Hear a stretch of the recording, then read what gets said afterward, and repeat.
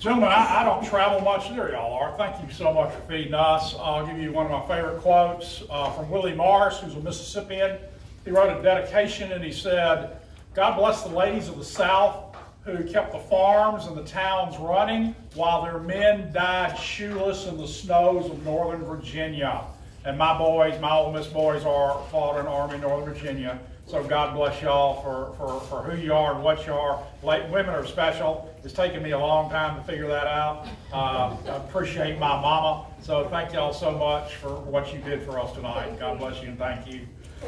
This camp to me is special. You guys got the 6th Mississippi Monument done. 2 of these guys down here especially. God bless you and thank you for what you did. Truly amazing. I've been on 3 monument committees, and I know a little bit what it's like. I think we probably had a little easier way than y'all did for several reasons. I have been amazed at what you guys got done. Your stick-to-itiveness and your refusal to quit, and your guts and going and speaking to a lot of people. You 2 guys got the guts of lions. Thank you so much. Appreciate that. My people I bring up here on tours love it, and it sets off that story so very, very well. God bless you from every Mississippian is what it ought to be. I went to YMCA Camp Pickwick for 5 straight years, 1966 to 1970. They would put us literally in the back of a pickup truck and bring us over here to the battlefield. So I fell in love with this place at a very early age. About 30, I'm almost a student from 46 years ago. I'm a native Memphian, went down there for college, stayed there 2 years. I liked it when I went, but by the time I left 2 years later, I had fallen in love with the place. 34 years ago, I got interested in the University Grays, the student company that formed there at the university and fought all the way through the war. They were not, the student company, the University Grays, were not at Shiloh, and everybody gets that mixed up. University Grays are sent to the east from the very beginning. May of 1861, they come to Corinth for about 2 weeks and then put on a train to go to Virginia to help protect the brand new capital of North Mississippi.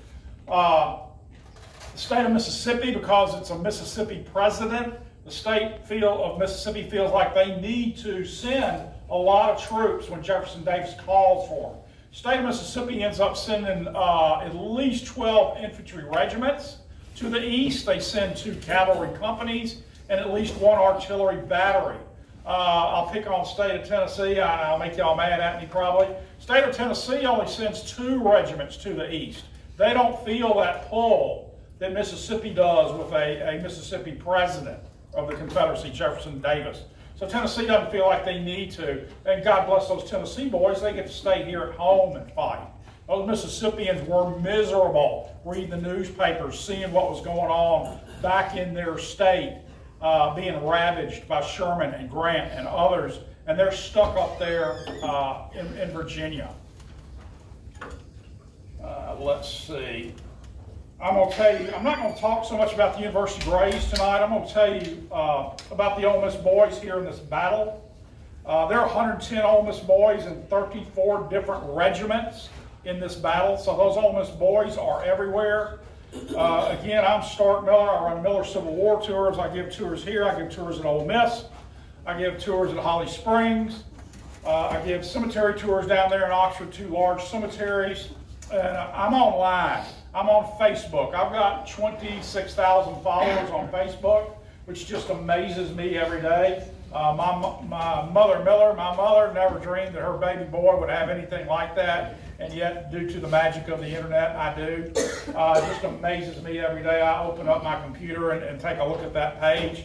The Ole Miss people like me, Mississippians like me, Southerners like me. I get probably 1/4% who keep me humble because they call me every name in the book. And I sit there like, I sit there and just laugh at those children mostly who are calling me those names, children and Yankees. I'm trying not to say damn Yankee because I'm in a church tonight. Try to be on a little better behavior. My mama would not approve of that. So I thought the first time. Say again. I've done this research 34 years. I'm the most fortunate Ole Miss rebel in existence.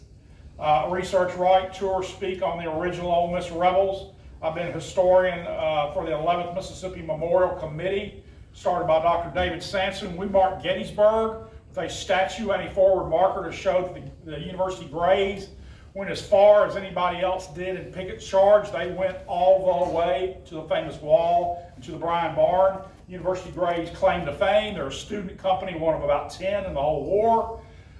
They also, in Pickett's Charge, at what we think is the climax of the war, they suffer 100% casualties in about 30 minutes' time. 31 of those Ole Miss boys go into that charge.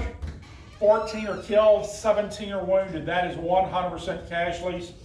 There are only 2 other companies there at Gettysburg suffer 100%, but they suffer 100% over 2 days. Our boys suffer 100% on 1 day, again, in about 30 minutes time. I've got 400, and the reason I'll tell you I'm online, I've got about 400 true stories up online, most of them connected somehow to the University of Mississippi, individual stories, stories of buildings there on campus or in town. Newt Rayburn here, my good friend from Oxford, who is a genuine Civil War nut. He and his wife run Local Voice there, one of the small newspapers, and they have edited what will be my first book, pretty far along now. So good Lord willing, after 34 years, I just might get a book done. If I can figure out how to get that first book done, I've got about 6 books out of those 400 plus stories. Please go read me. I think you will like it. I have tried to give the Ole Miss alumni their history back. Ole Miss is not perfect. I love Ole Miss. I don't love University of Mississippi and what's gone on there for the past 30 or 40 years. They've slowly taken away many of our traditions. Trust me, no one else is any sadder or more upset than I am about all that.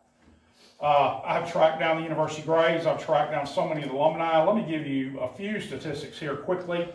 150 University Grays in the whole war, never more than 60 of them together in any one battle.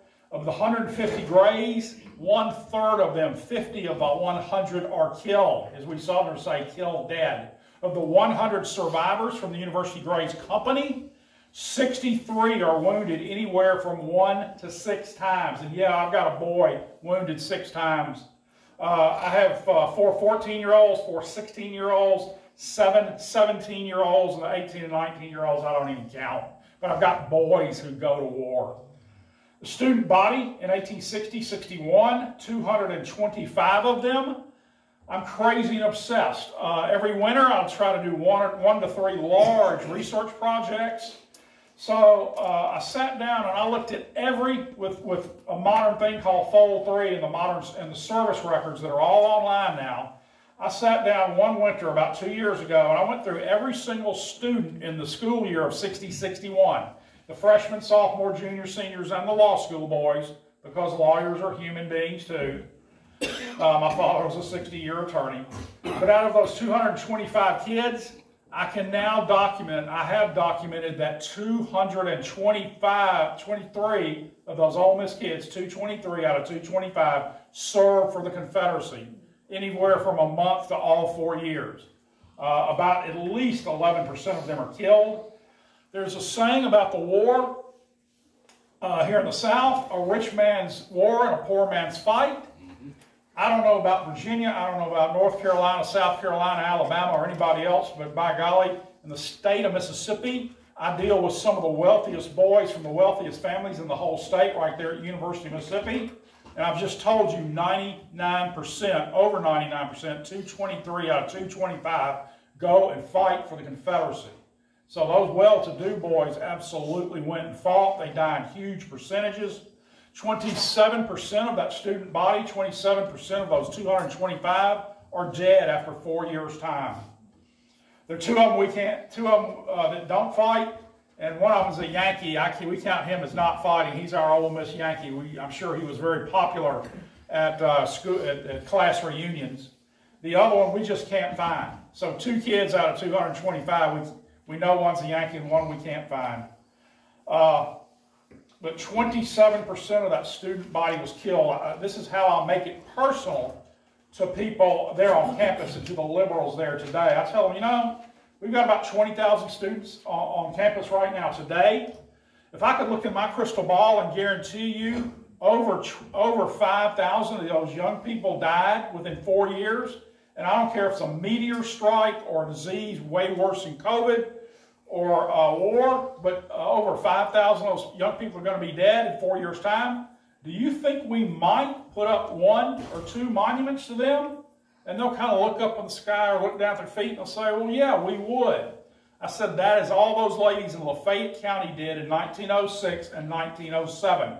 They put up monuments to remember their dead. That is exactly what went on there. Ole Miss's connection to Shiloh. I've already told you 110 Ole Miss boys and alumni in 34 different regiments, literally all over this field. They come gather at Corinth. When they gather at Corinth for about 3 weeks before the battle, Corinth sits in a low spot. They tell me they've never had very good water there. You dig down not very far and you get this milky, white, nasty stuff. So when you have up to 45,000 men plus the horses all gathered in that one spot, everybody is going to the bathroom everywhere. From that, if anybody has typhoid fever, it spreads. The University of the State of Mississippi knew there was going to be a battle somewhere around Corinth. They knew there was going to be a hospital needed. They had no idea how big it was going to be, but they knew a hospital was going to be needed. They send a Jackson pastor to Corinth to find a hospital site. Corinth is totally overwhelmed. That's not a good hospital site. So he starts coming down the railroad. Grand Junction's no good. It's too small. He turns south on the Mississippi Central Railroad. He comes to Holly Springs. He opens up a very small hospital in the Holly Springs Courthouse. Later on, they do have another small hospital in one of the 2 girls' schools. But that Mississippi pastor with the good grace of the governor told to do this. He comes to the University of Mississippi. All the university boys are gone to war. So right there in Oxford, Mississippi, on the Mississippi Central train line, there are 11 empty 3-story brick buildings. That's the hospital site he opened up.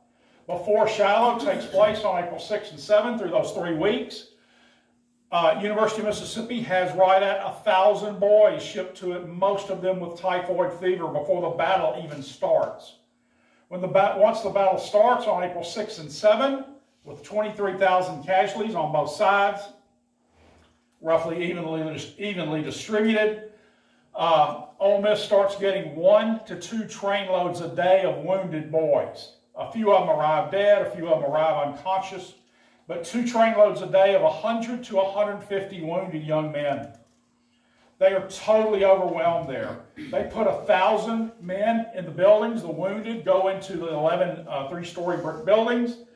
The sick boys are moved out into the circle that still sits there today. They put the sick boys in tents in the circle. They thought the fresh air did them good. So they move them out into the fresh air. It's springtime. It's not cold. And today in the university cemetery, there are 392 young Confederates who lie out there dead. The shocking thing on all this, I had a friend who wanted to put individual tombstones up or headstones up to the names I have, about 340 names out of 392. And to find the missing names, I told him I'd held in my hands twice the hospital register book up in the National Archives.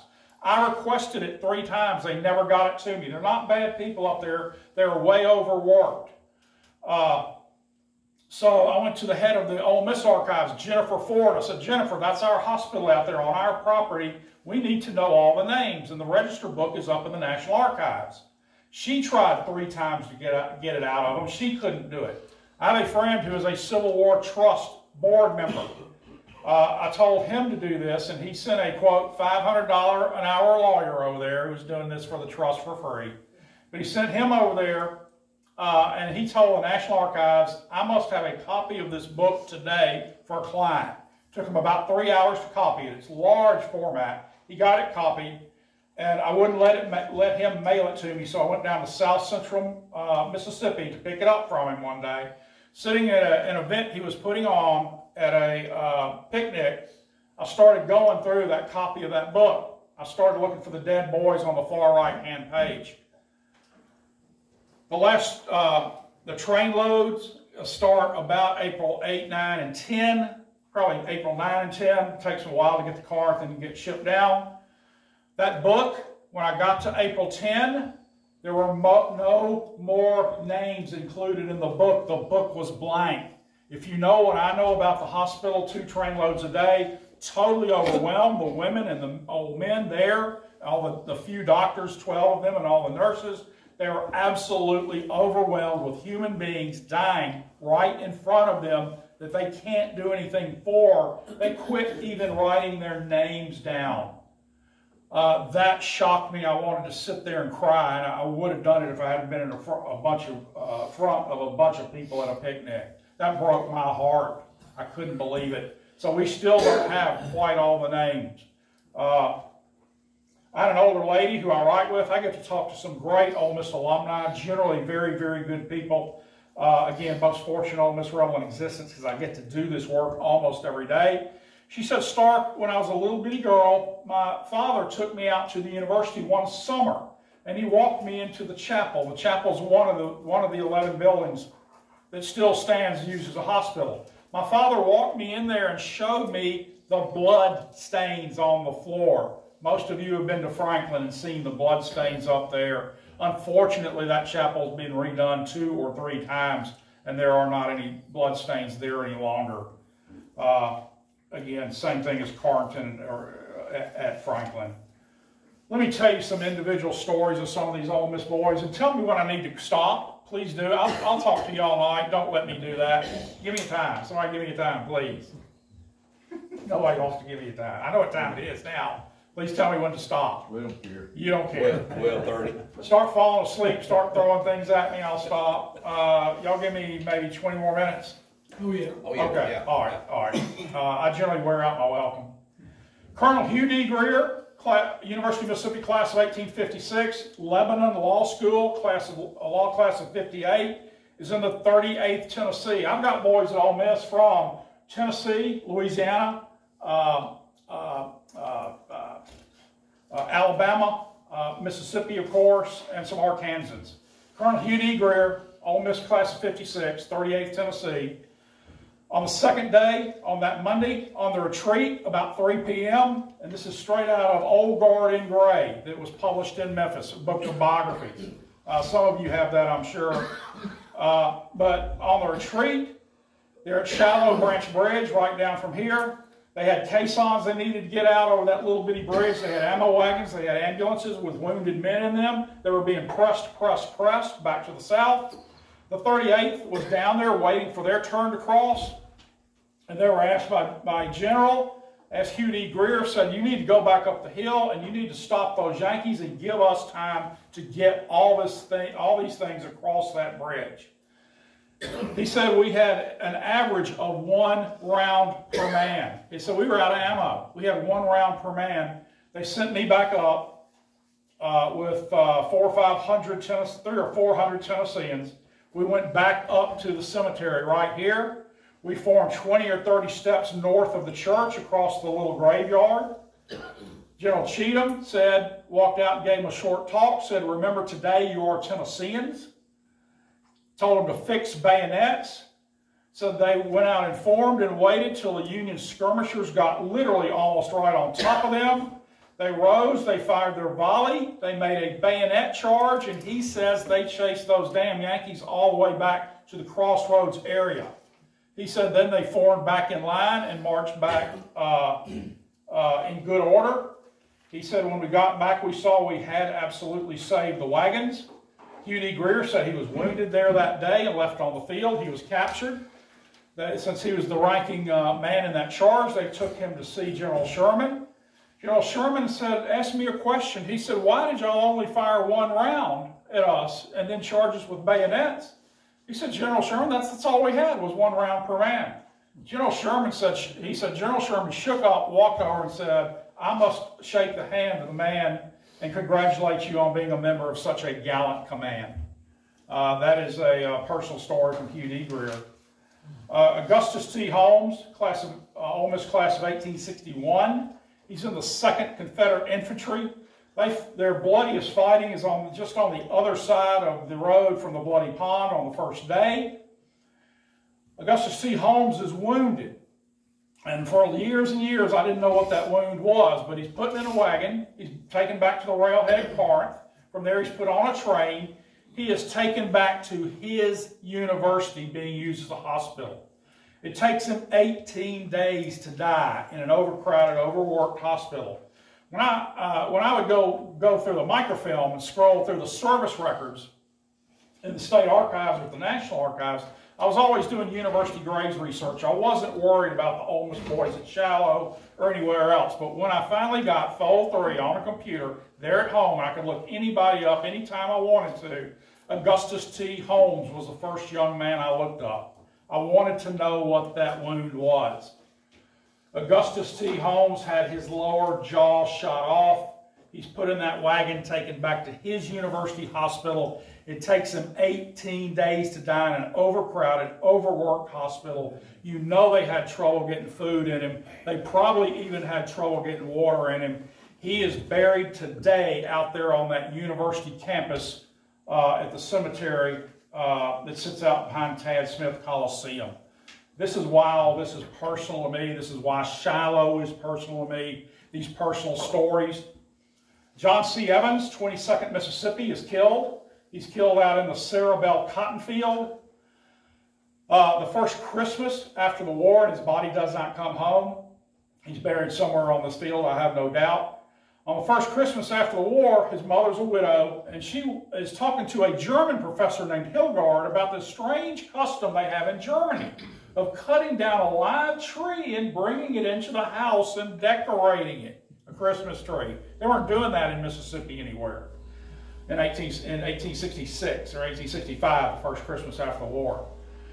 So she says, Professor Hilgard, you know, I think I'd like to do that. I think I'd like to cut down a tree and bring it in and decorate it, and I'll invite the whole town over to see it. It's so unique. And she says, if I do that, I think I'll name that in memory of my son. Do it in memory of my son. She writes a letter to the Union Female College about 2 blocks away, about 100 young ladies there, more or less finishing school, and she invites them to come see the tree.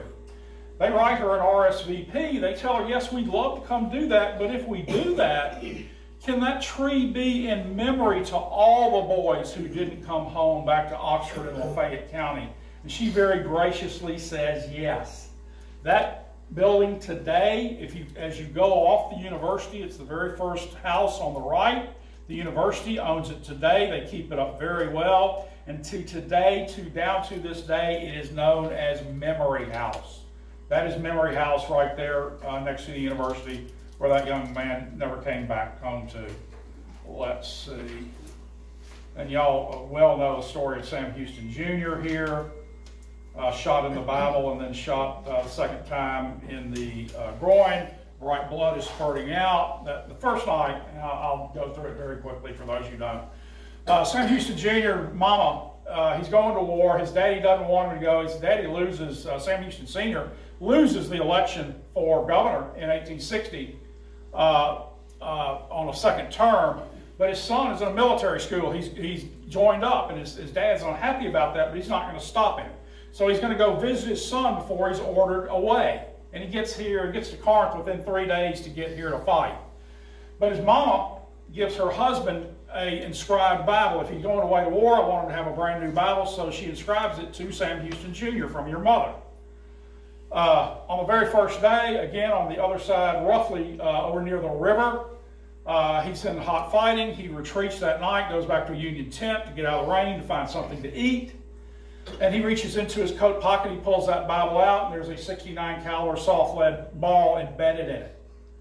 The next day, he fights again, roughly in the same area. The Confederates are being pushed back all day long. As they retreat, he gets shot in the groin. He goes down. His buddies are literally running for their lives, so they leave him. The Union line advances over him. Behind the Union line is a Union doctor checking on wounded. He goes and looks at that Confederate boy. He's got bright red blood spurting out. He thinks that major artery has been at least nicked. There's nothing that doctor can do. He can't tie it off. He can't clamp it off. He can't put a tourniquet on it that high up, so he leaves him to die. A Union chaplain coming along behind that doctor sees Sam Houston Jr. And he stops to comfort him as he dies. And he thinks to himself, he says, I wanted to find out who he was so I could write his mama a letter and tell her that I comforted your boy as he lay dying. So the mother would get some better feeling about that. He starts searching the boy's body, for a letter or a diary or something with his name on it. He comes across that Bible. He opens up that Bible and he sees, from Mrs. Sam Houston to my son. That chaplain had known Sam Houston Sr. in Washington in the 1840s. He says, good Lord, this is Sam's boy. I'm going to do everything I can for him. He gets a stretcher called for. He gets him taken back to a field aid station. The doctor rips those pants off and looks at the wound. The artery has not been nicked. The doctor saves him, gets the bleeding stopped. He goes to Union Hospital. He goes to a Union prison. He gets exchanged pretty quickly. He goes back to Texas. He's an infantryman, been wounded in the lower extremity. So he joins a cavalry company after that in Texas.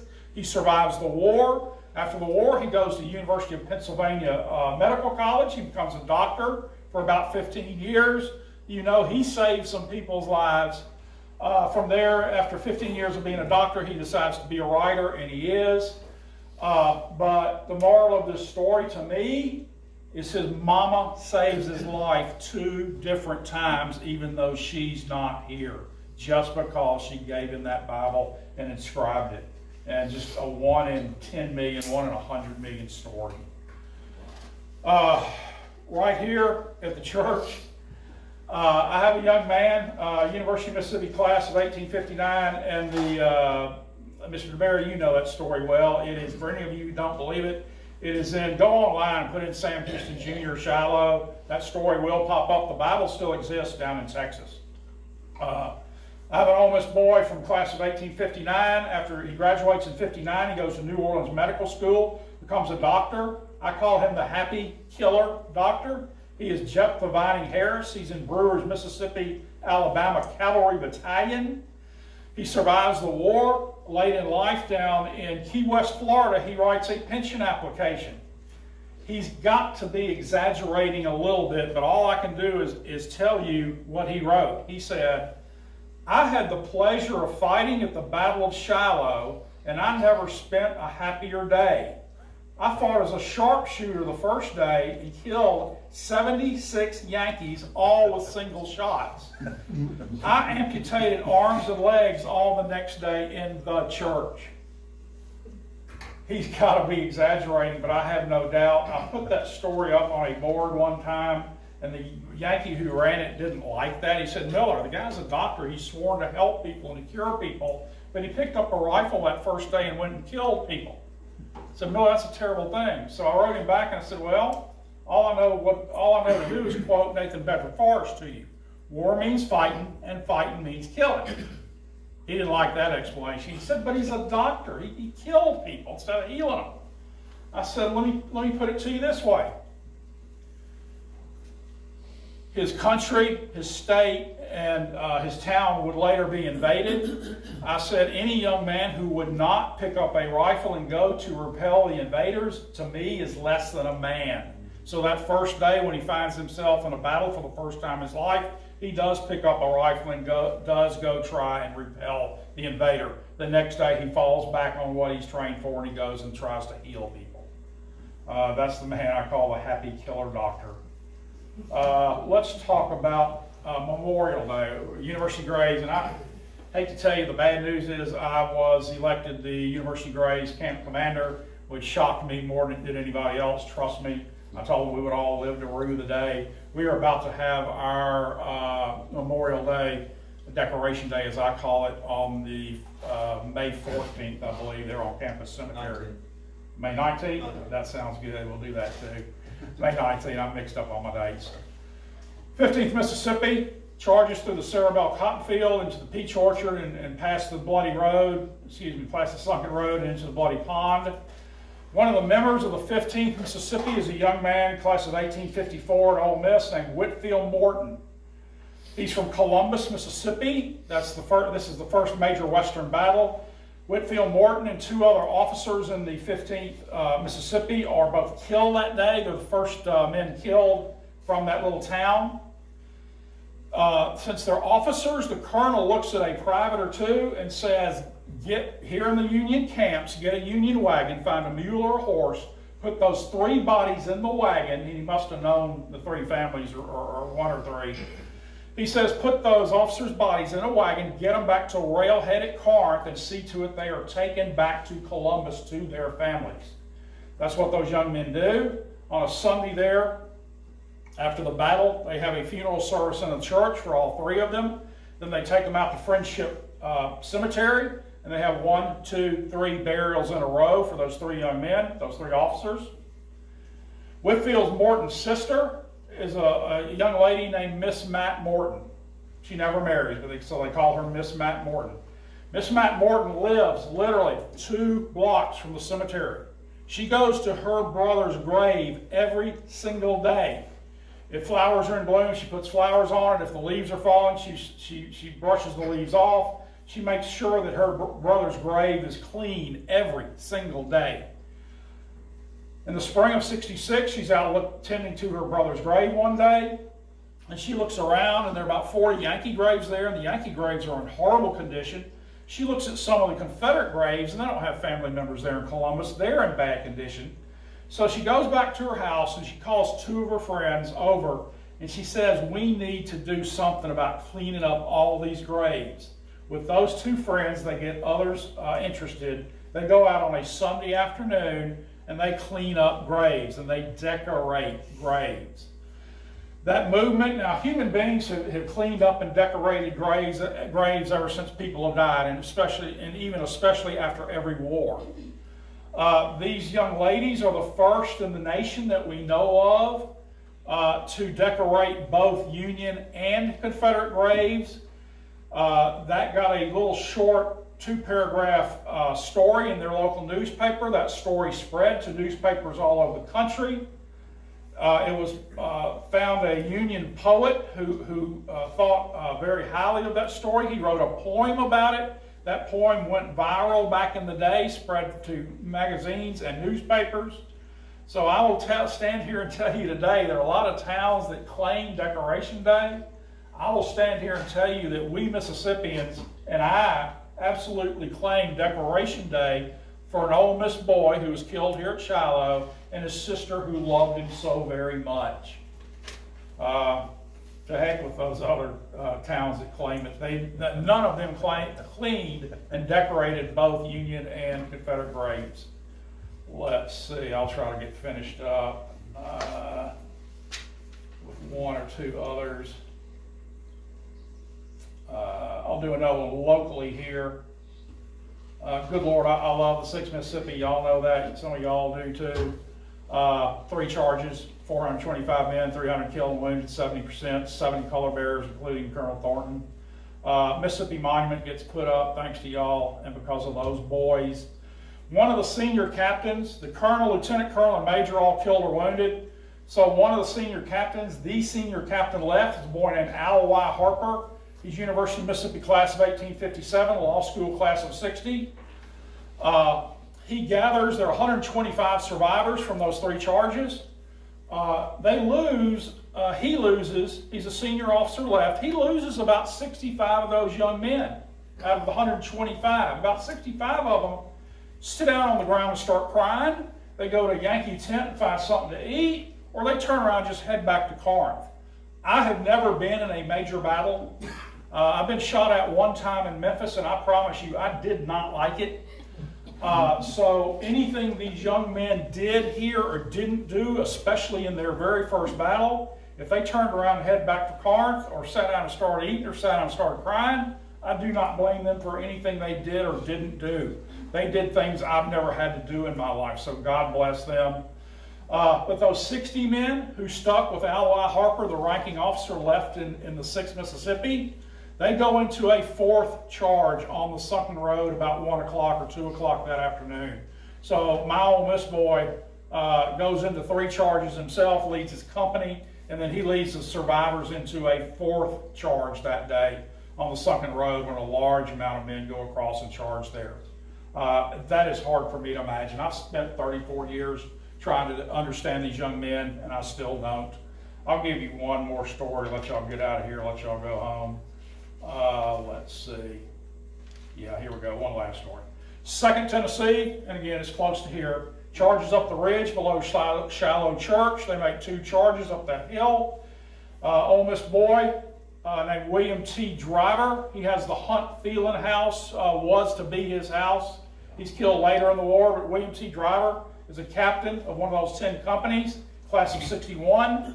2nd Tennessee, in the very beginning of the war, they're second, so they're a very early regiment to join up.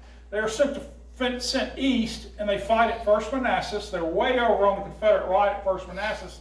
They don't do much fighting. There's not much fighting that goes on over there. So when end of February, when their time is up and their time of service is up and they can leave legally, the Confederacy still needs them. So they entice them to re-up, to re-sign up. And they offer them $50 bonus. They let them re-elect their officers. They give them infield rifles instead of their smoothbore muskets. And the regiment themselves says, we want one more thing. We want to go home back to Tennessee. We want to go back and get out of Virginia. We want to go home and fight. So they allow them to do that. They are given 60-day furloughs to get on the train and come back here. By the middle of March, they're either on the way back or they're here. They hear that Pittsburgh Landing has been landed at, and every Southerner knows what's going on. They're coming to cut the only east-west railroad in the whole Confederacy, the Memphis-Charleston. These young men still have at least 30 days left on their furlough, the young men of the 2nd Tennessee, and they can legally go home. They do not go home. Almost to a man, they come gather at Corinth to help protect that railroad. When they make those 2 to 3 charges up that hill, I have two different accounts on the casualties. One says 50% casualties, the other says 60% casualties.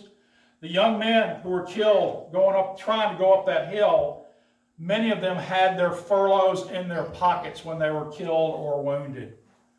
A diary account from that said, some men cried, some cursed, others lamented the loss of some of the best officers and men, others deserted to the rear. That was their experience in their very first battle.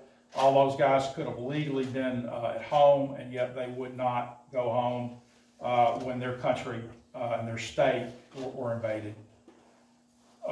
Ladies and gentlemen, thank you so much. This has been a dream come true for me to come up and speak here on this battlefield to you guys. I've spoken on the battlefield many times. Come here to the church. This is very, very special to me. Thank you so much for having me. Very good. Do you know much about the story of Abraham Lincoln's wife's half-brother, Confederate soldier that got killed late the second day? You know anything about that? Mr. DeBerry, you know this battlefield way better than I ever will. I know where he got killed, but I didn't know. No, sir, I don't know. And I don't forgot his name. But Abraham Lincoln's half-brother-in-law, Confederate soldier, was killed here at Shiloh. Okay, thank you. Appreciate you coming, Star. Thank you for having me. Mr. Barry, you've been a good friend to me for several years now. I greatly appreciate that. Vice versa, mutual.